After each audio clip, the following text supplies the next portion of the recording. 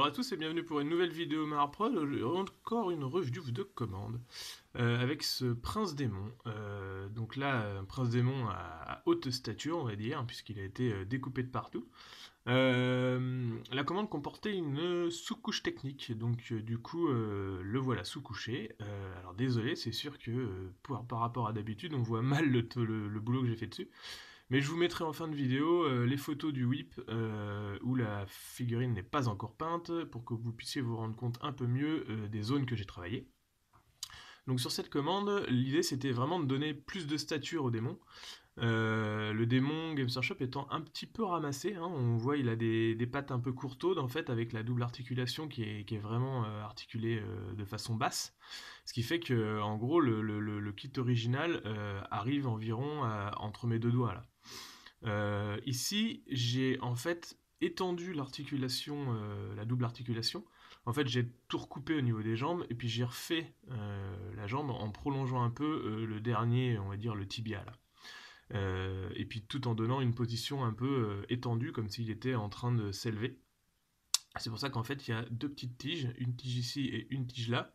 Et en fait, il est à peine posé sur le socle, on le voit bien ici, comme ça. Et la grosse tige de maintien est ici, à l'intérieur de ce décor-là, qui suffira ensuite de peindre comment, pour le mettre en valeur. Et donc en fait, ça fait comme s'il survolait un peu le champ de bataille. Et ça lui donne de la stature. J'ai également augmenté au niveau du torse. Et puis du coup, je vais donner de la stature au niveau des épaules, ce qui lui donne une envergure un peu plus importante que l'original. Côté épée, alors celui-là j'ai pratiquement resculpté tout le bras et toute la main ici pour l'étendre parce que normalement cette épée là elle est dans le bras qui allait ici. Mais il peut avoir deux épées de chaque côté. L'autre épée, celle qui allait là, elle me plaisait pas trop au niveau de la forme, elle était un peu trop démoniaque. Du coup j'ai changé celle-là. Enfin, j'ai changé d'épée de main, j'ai dû resculpter la main parce que forcément la découpe abîme les éléments. Et puis j'ai changé le forme de l'épée. Normalement c'était une espèce de truc avec des bouts de partout. J'ai tout redécoupé, j'ai collé un bout ici, puis j'ai refait du milliput et j'ai lissé de façon à faire une sorte de épée sabre un peu plus mastoc sur le bout, avec un bras tendu donc en attitude de défi, c'est-à-dire il tend son bras et puis il gueule comme un âne. Cette forme de corne là n'existe pas dans le kit original, il suffit en fait de recoller, normalement il a les cornes qui sont carrées comme ça et c'est un impératif de moulage, c'est pour que le moulage passe bien.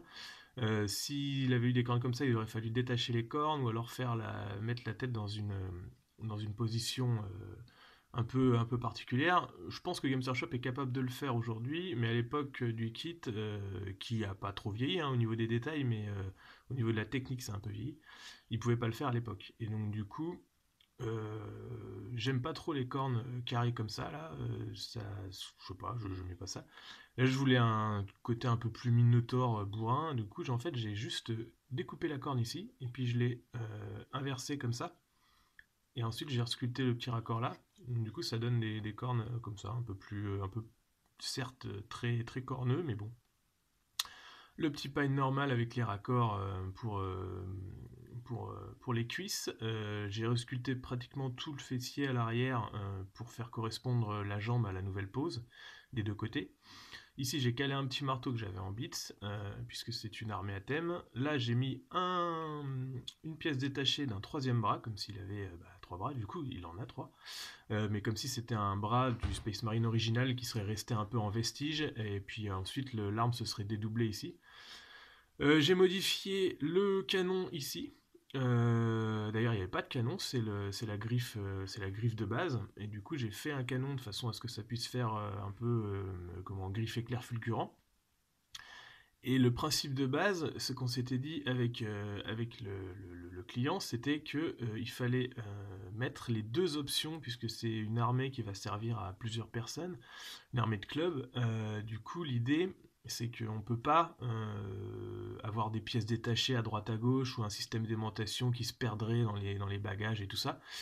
Donc du coup, on met les deux options. On peut faire un prince démon en somme un peu classique, on lui dit qu'il n'y a pas d'armure, ou alors avec armure énergétique, sans elle avec elle, ça c'est bon bah forcément si on joue WYSIWYG, Là, il a les ailes, on peut pas les détacher. Mais au moins, on peut représenter les deux options. C'est-à-dire que c'était mettre les ailes et également le paquetage dorsal. Sur le coup, je me suis dit, waouh, ça va faire un peu gros, on va voir si ça passe. En fait, j'ai tout redécoupé. Et puis j'ai posé les pattes d'une espèce de paquetage dorsal démoniaque qui sont directement sur la même attache que les ailes. Et au niveau stature, bah, je vous le fais pivoter comme ça. Finalement, ça passe. Ça donne une... Alors, le prince démon est plus grand, hein. Si on avait fait ce type d'option sur le prince démon non agrandi et en position basse, peut-être que ça aurait fait bizarre. Donc voilà, qu'est-ce que j'ai resculpté d'autre? Bah, toute la partie cou, hein, forcément, pour la jonction de la tête, parce que normalement, le prince démon, elle a quand même la tête vachement courbée vers à peu près à ce niveau-là. Ce qui lui donne une attitude un peu vieillarde. Enfin, il est toujours badass, hein, le kit plastique est sympa, mais du coup, si on veut lui donner plus de stature, il faut relever la tête. Donc du coup, j'ai dû refaire le coup pour mettre la tête un peu au-dessus. J'ai sculpté une plaque d'armure en plus ici avec les lanières qui vont bien. D'ailleurs, cette figurine va être l'occasion de faire quelques petits tutos sur la sculpture que vous retrouverez sur ma chaîne. Et puis, bah, comme d'habitude, d'une manière générale, vous pouvez avoir plus de photos sur mon blog avec l'article associé à cette commande où je vous donne même plus de détails sur le développé. Et puis, justement, vous pouvez voir la figurine qui était donc non sous-couchée pour voir les éléments un peu plus en détail. Donc voilà pour cette commande, pour cette petite figurine. Et puis à bientôt pour d'autres vidéos. N'hésitez pas à me suivre sur mes médias, Facebook, Instagram, Blogspot. Et puis ici même dans les commentaires.